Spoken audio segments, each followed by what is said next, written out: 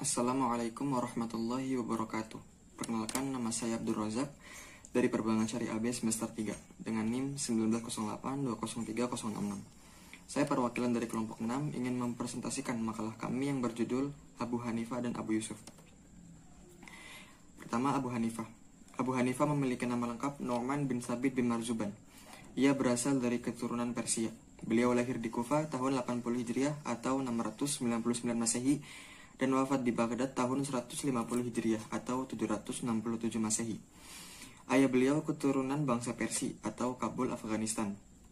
Tetapi sebelum beliau dilahirkan, ayah beliau sudah pindah ke Kufah. Kakek Abu Hanifah adalah Zauto yang berasal dari Kabul, Afghanistan, yang merupakan tawanan perang karena dia berperang melawan Utsman bin Affan sewaktu menaklukkan Persia. Kakeknya sering menceritakan tentang perjumpaannya dengan Sayyidina Ali kepada anak cucunya, termasuk kepada Abu Hanifah. Akhirnya Abu Hanifah selalu mencontoh perbuatan Ali dalam setiap jalan pikirannya di kemudian hari. Sejak kecil Abu Hanifah mulai belajar membaca Al-Quran dan serta menghafalnya. Hal ini menunjukkan bahwa keluarganya taat dalam menjalankan syariat Islam.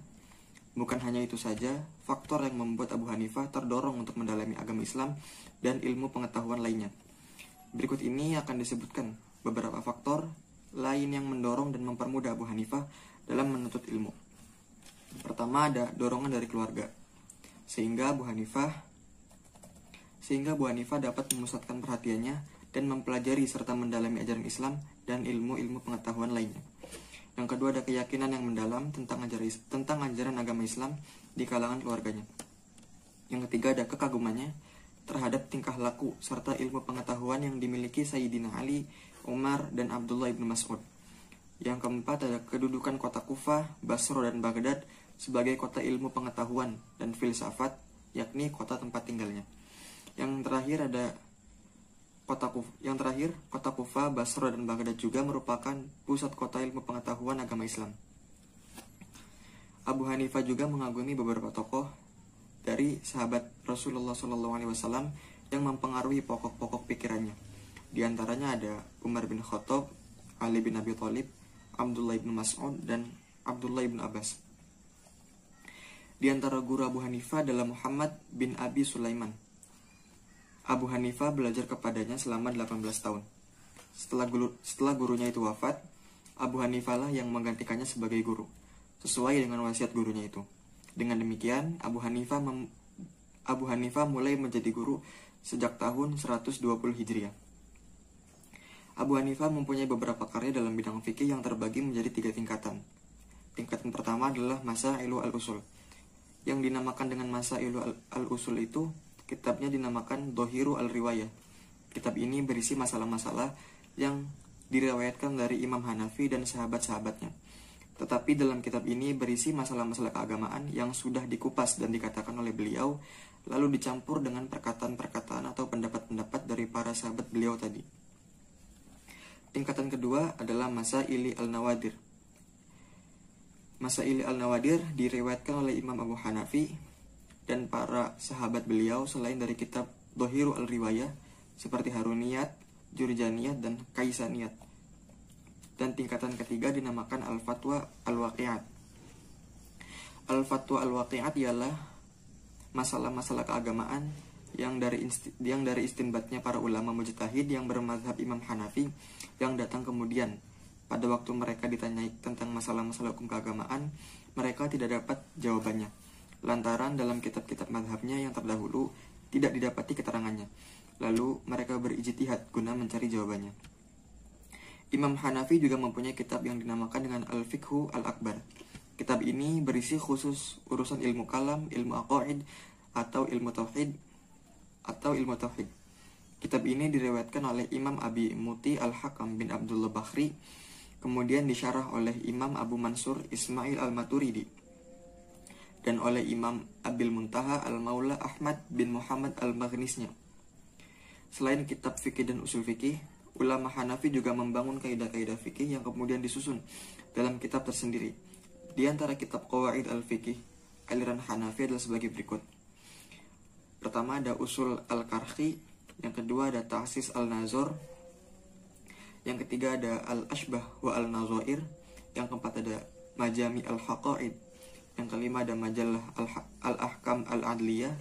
Yang keenam ada Al-Fawaid Al-Bahiyah fi Al-Qawaid wa Al-Fawaid karya Ibnu Hamzah.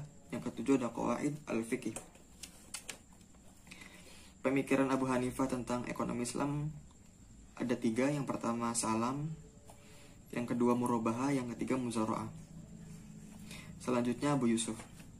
Abu Yusuf lahir pada tahun 113 Hijriah atau 730 Masehi dan wafat pada tahun 182 Hijriah atau 798 Masehi. Beliau merupakan seorang fuqaha yang lahir di masa pemerintahan Bani Umayyah, namun mulai berkarya dengan kualitas yang diakui di pemerintahan Bani Abbasiyah. Adapun nama lengkap beliau adalah Imam Abu Yusuf Yaqub bin Ibrahim bin Habib Al-Ansori Al-Jalbi Al-Kufi Al-Baghdadi. Pemikiran ekonomi beliau tertuang pada karya terbesarnya yaitu kitab Al-Kharaj. Al-Kharaj merupakan kitab pertama yang menghimpun semua pemasukan daulah Islamiyah dan pos-pos pengeluaran berdasarkan kitabullah dan sunnah Rasulullah SAW. Dalam kitab ini dijelaskan bagaimana seharusnya sikap penguasa dalam menghimpun pemasukan dari rakyat sehingga diharapkan paling tidak dalam proses penghimpunan pemasukan bebas dari kecacatan sehingga hasil optimal dapat direalisasikan bagi kemaslahatan warga negara. Kitab Al-Kharaj mencakup berbagai bidang, antara lain tentang pemerintahan, tentang keuangan, tentang pertanahan, dan tentang keadilan. Adapun yang menjadi kekuatan utama pemikiran Abu Yusuf adalah masalah keuangan publik. Dalam membenahi sistem perekonomian, Abu Yusuf melakukannya dengan jalan membuka jurang pemisah antara kaya dan miskin. Sistem ekonomi yang dikehendaki oleh Abu Yusuf adalah satu upaya untuk mencapai kemaslahatan umat. Kemaslahatan ini didasarkan pada Al-Quran, Al-Hadis maupun landasan-landasan lainnya. Hal inilah yang nampak dalam pembahasan kitab Al-Kharaj. Kemaslahatan yang dimaksud oleh Abu Yusuf adalah yang dalam terminologi fikih disebut dengan maslahah atau kesejahteraan, baik sifatnya individu maupun kelompok. Model pemikiran Abu Yusuf ini adalah berbentuk pemikiran ekonomi kenegaraan, mengupas tentang kebijakan fiskal yang berkenaan dengan pendapatan negara. Demikian yang dapat saya sampaikan. Mohon maaf bila ada salah kata. Wassalamualaikum warahmatullahi wabarakatuh.